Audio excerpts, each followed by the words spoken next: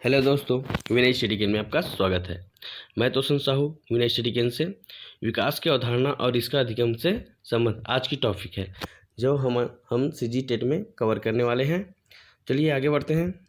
अगर विनय स्टडी में आप नए हो तो चैनल को सब्सक्राइब करें, लाइक करें और शेयर करें, पूरा फैला दें दोस्तों। आज थ्योरी पढ़ेंगे, आज बाल विकास का। चलो आगे बढ़ते हैं। आज का टॉपिक है वृद्धि। शरीर के विभिन्न अंगों के आकार में परिवर्तन होने को वृद्धि कहा जाता है। जिसके आपके शरीर है, शरीर में क्या क्या परिवर्तन होता है? लंबाई का बढ़ना, वजन का बढ़ना, ठीक है, क्या होता है शरीर का फैलना, ये सब क्या होता है? हमारी शरीर का वृद्धि है, ठीक है। इन सभी परिवर्तनों का होना वहाँ की कौन कौन से निर्भर करता है? जलवायु निर्भर करता है, वातावरण निर्भर करता है, भोजन पर निर्भर करता है, ठीक है। जहाँ अच्छा जलवायु, अच्छा वातावरण और अच्छा भोजन ना मिले, वहाँ क्या शरीर की वृद्धि होगा? क्या नहीं हो पाएगा, होगा लेकिन उतना सक्षम नहीं हो पाएगा। जहाँ आप कुपोषित बच्चे सुनते हो, कुपोषित बच्चे क्यों होते हैं पता है? जहाँ आपका परिवेश, वातावरण, भोजन इत्यादि अच्छे से नहीं मिल पाते, वहाँ के बच्चे कुपोषित होते हैं। इसलिए वृद्धि को एक अच्छे जलवायु, अच्छे परिवेश, अच्छा भोजन पर निर्भर करता है, ठीक है। देखो यहाँ पर दिया गया है कि व्यक्ति के शरीर का बढ़ने और परिवर्तन होने का सर्व प्रमुख कारण बाह्य है, वातावरण से अंतः क्रिया करने जहाँ हो सकता है, ठीक है। जहाँ का ना शरीर का जो क्या है, वातावरण क्या है, बाह्य है, अच्छे से क्रिया करता है, वहाँ से क्या है, अच्छा अंतः क्रिया करते हैं, तो वहाँ से क्या परिवर्तन होता है बॉडी का, ठीक है। अब यहाँ पर बोल रहे हैं, सोरेनसन ने बोला है, वृद्धि से आशय शरीर तथा शारीरिक अंगों में भार तथा आकार की दृष्टि से वृद्धि होना है। ऐसे वृद्धि जिसको आप मापा जा सके, ठीक है।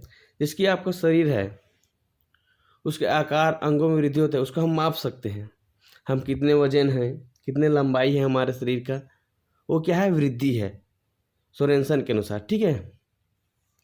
अब देखो, विकास से संबंध परिवर्तन का होना। अब क्या क्या परिवर्तन होता है विकास में? अब हमारा टॉपिक आ गया विकास। तो विकास में क्या क्या परिवर्तन होता है? विकास में व्यक्ति में मानसिक, सामाजिक, संवेगात्मक तथा शारीरिक दृष्टि से होने वाली प्रवृत्ति को सम्मिलित किया जाता है, परिवर्तनों को, ठीक है।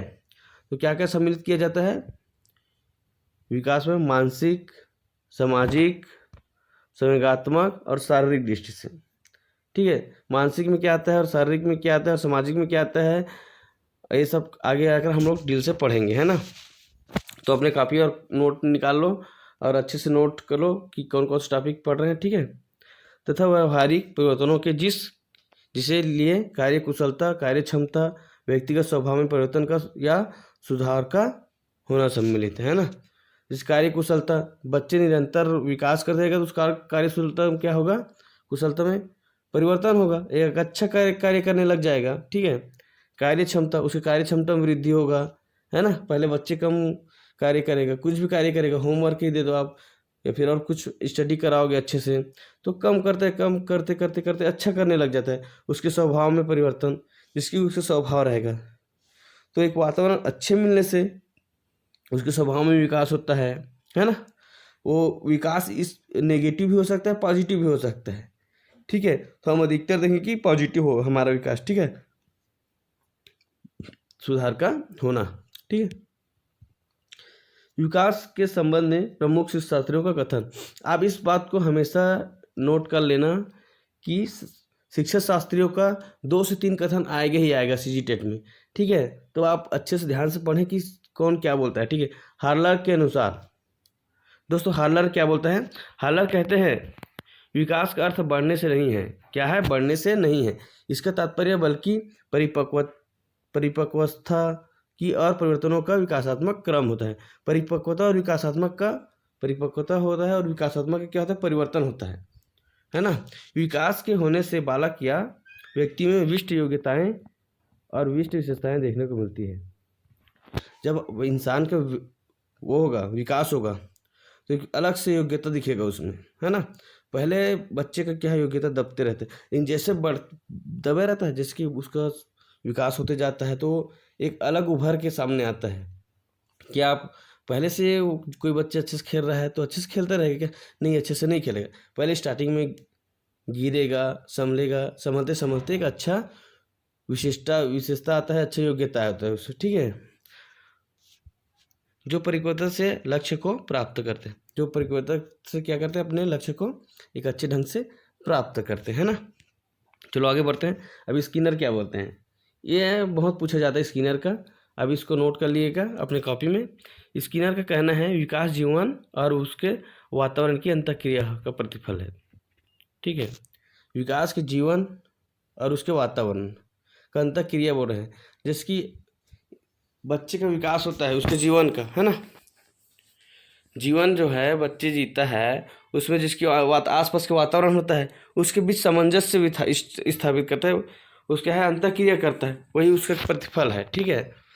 ड्रेयर के अनुसार विकास प्राणी में प्रगतिशील परिवर्तन है जो किसी निश्चित लक्ष्य की ओर लगातार निर्देशित होता है, ठीक है।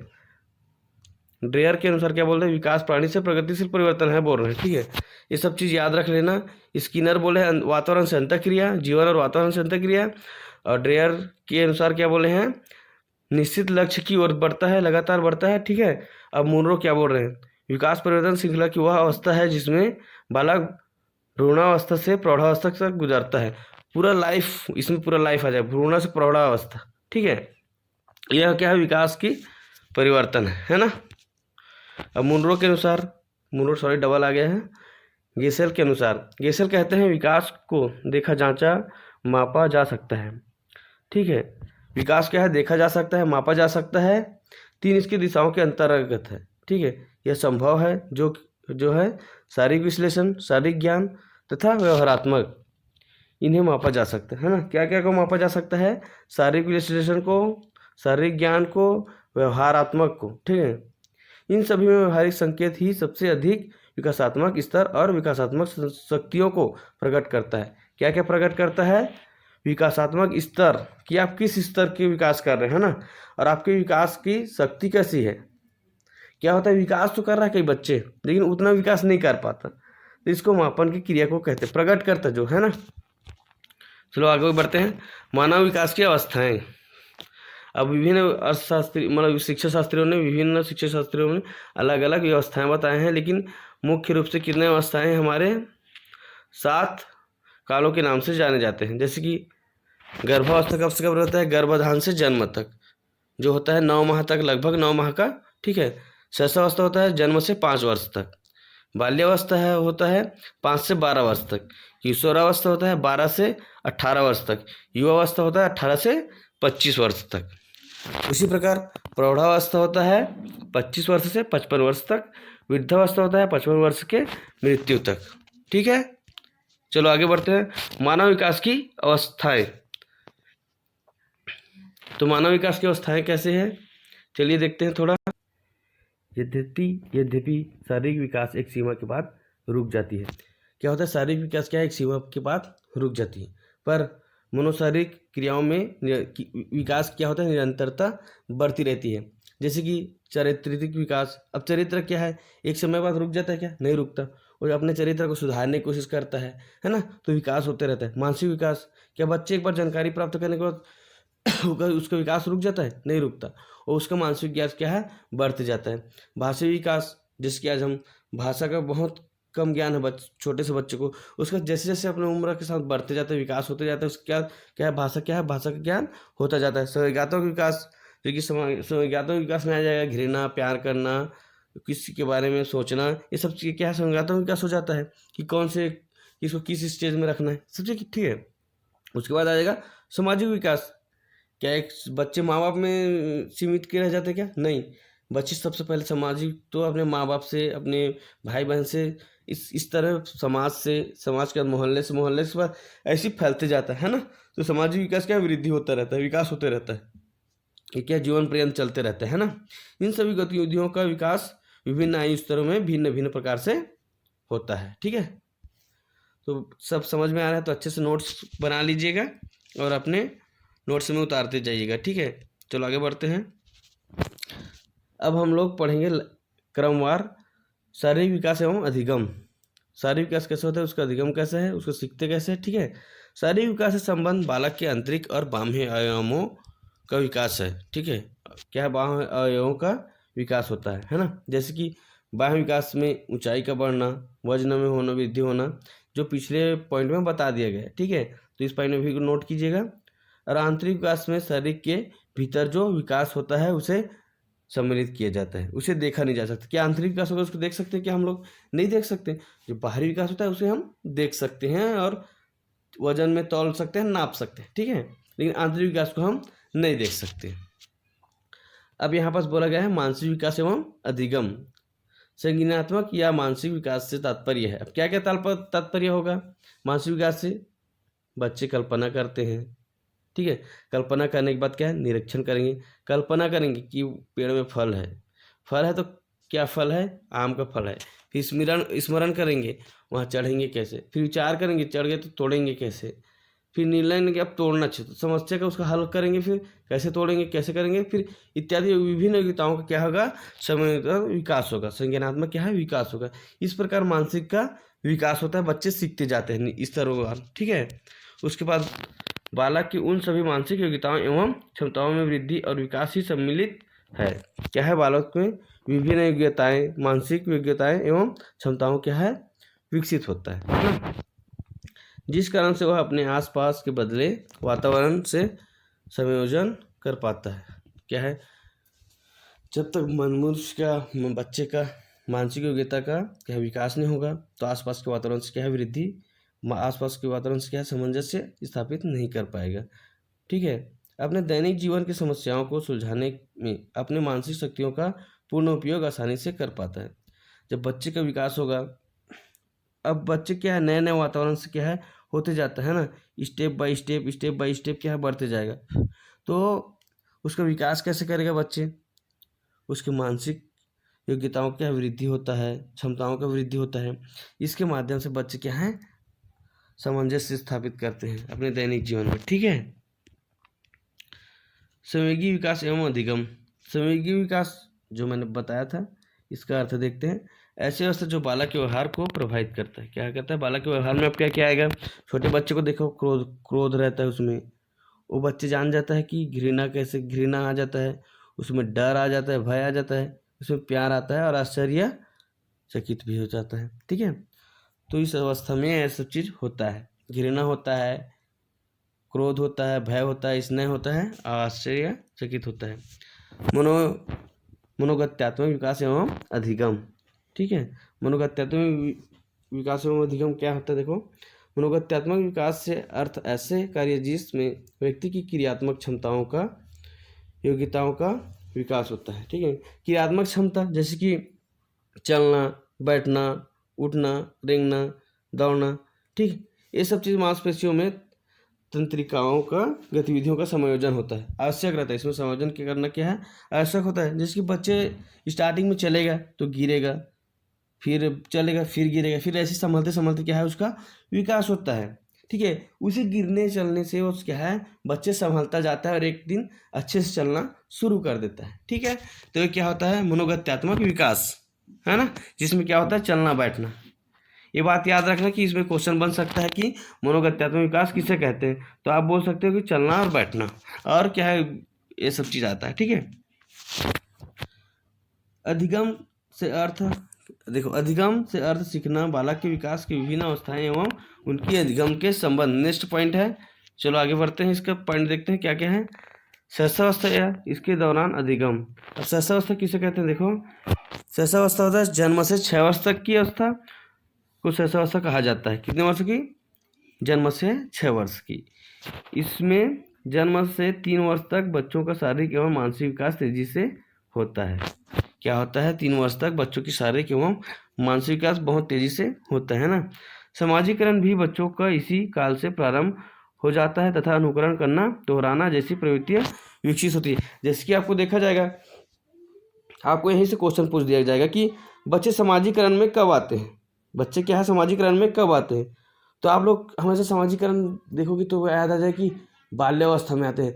नहीं, बाल्यावस्था में समाजीकरण नहीं आता, समाजीकरण आएगा शैशवावस्था में, जब बच्चे अपने माता पिता से, तो इसमें देखा जाता है कि बच्चे को समाजीकरण की आभास होने लगता है अपने माता पिता से, अपने मतलब छोटे छोटे बच्चों से, घुल मिल कर रहना स्टार्ट कर देते। तो हमें क्वेश्चन मिलेगा कि समाजीकरण बच्चे कब आते हैं, तो हम क्या लगा सकते हैं, शैशवावस्था में। शिक्षा की दृष्टि से सर्वाधिक महत्वपूर्ण माना जाता है। अब शैशवावस्था को बच्चे को आप जिस लाइन में, जिस दिशा में मोड़ना चाहो वहाँ पास मोड़ सकते हो, ठीक है। बच्चे क्या है, कच्ची मूर्ति होती है उस समय, मतलब थोड़ा से शिक्षा उसमें, उसकी शिक्षा कदम रख चुका होता है, लेकिन आपको रहता है कि उसको माइनस पॉइंट के लिए जाए या प्लस पॉइंट के लिए जाए। तो बच्चे को क्या है, शैशवावस्था में इस दौरान का सामना करना पड़ता है ना। समाजीकरण और शिक्षा की दृष्टि से महत्वपूर्ण, ठीक है, और अनुकरण, ये सब चीज़ इतना बात याद रखना, दोहराना, ये सब चीज़ पूछ सकता है।